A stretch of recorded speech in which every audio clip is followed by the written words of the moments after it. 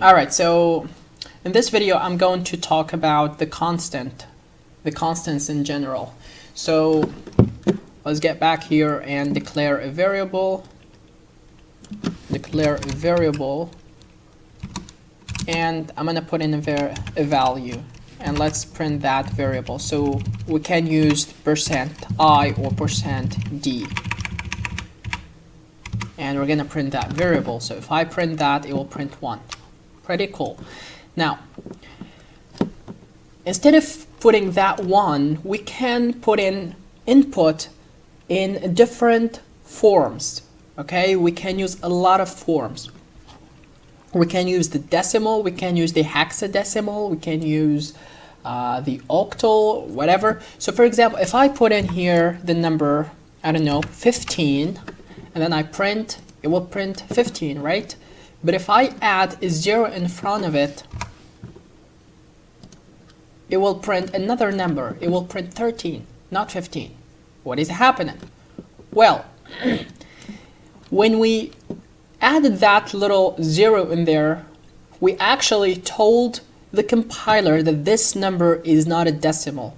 This number is of base 8, okay? So the characters could be 0, 1, 2, 3, 4, 5, 6, 7. There is no 8, there is no 9, there is no 10. So if we want to iterate the numbers here, it'll be 1, 0, 1, 2, 3, 4, 5, 6, 7, and then 10, then 11, then 13, 12, and then 13, and 14, 15, 16, 17, 20, and so on. So basically, the 0 is the 0th element, the 1 is the 1th element, and so on. The 7th is the 7th element. The 10 is the 8th element. The 11 is the 9th element. The 12 is the 10th element. The 13, yeah, and so on. So the 15 is the 13th element, and that's why basically when we try to print the number, the system printed 13 and not 15. So that's not a decimal, that's of base 8 number.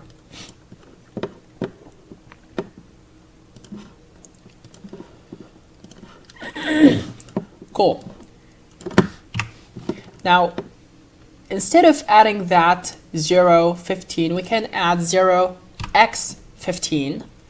And that means that this number is hexadecimal, base 16. So if I try to print that, it'll be 21, okay?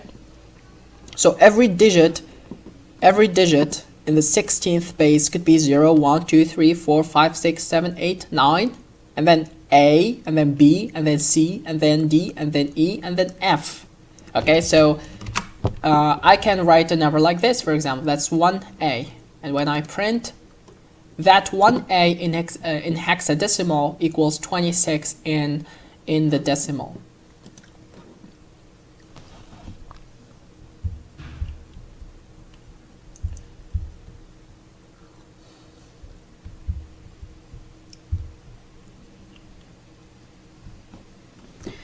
There's another way to write numbers. We can, for example, write, I don't know, like 3, 1, 4, 1, 5, or 1, 5, 9, for example. And then we add E, and then minus, and then 5, and then L. And when you try to print that, it works. Okay? Well, let's change that to double.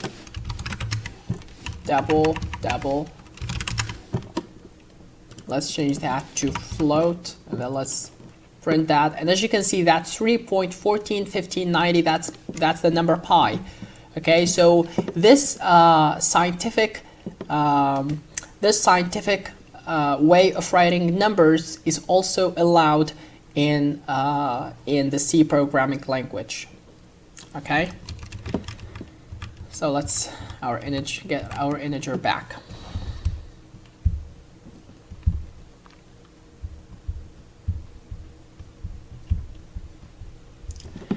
Now, if you're writing, for example, like let's create a string So that's char pointer, and then hello.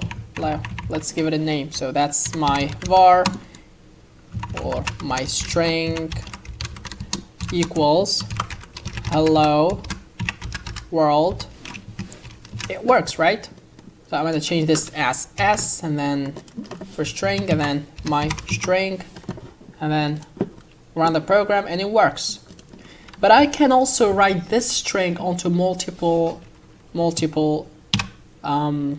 lines. If I jump to the next line, as you can see, it's not colored blue anymore.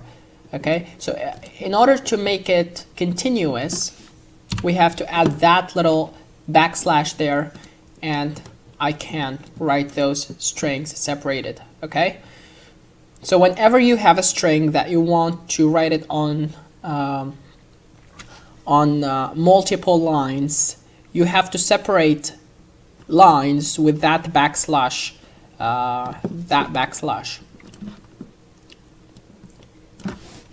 Back to integer.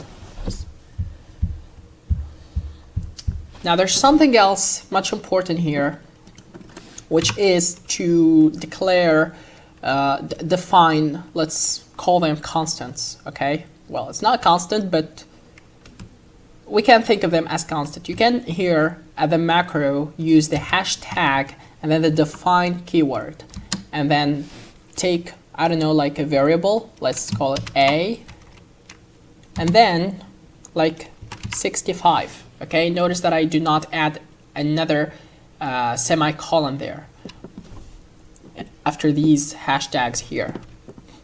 So what I did, basically, I told the compiler to basically, whenever it finds this big A here, this capital letter A, it replaces that with the 65. So let's try to print that A there, and let's see. And as you can see, it prints 65. Now basically, as you can see, these include here with the hashtags, they have a syntax that is relatively different to the C syntax because they are not part of the C language actually.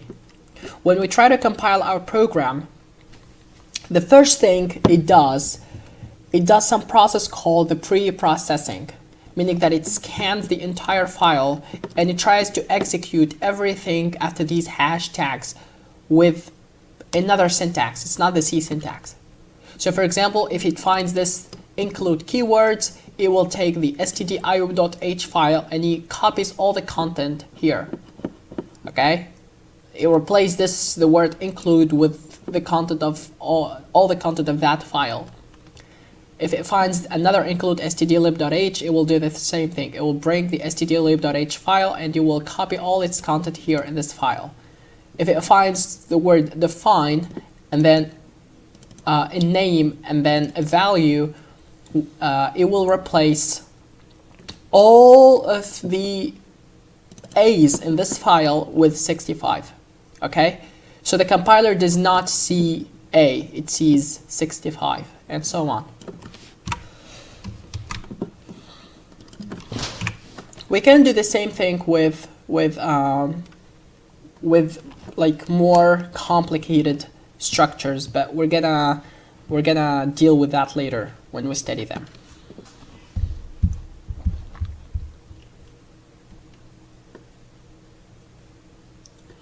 So basically that's it for this video. I'm gonna see you in the next one.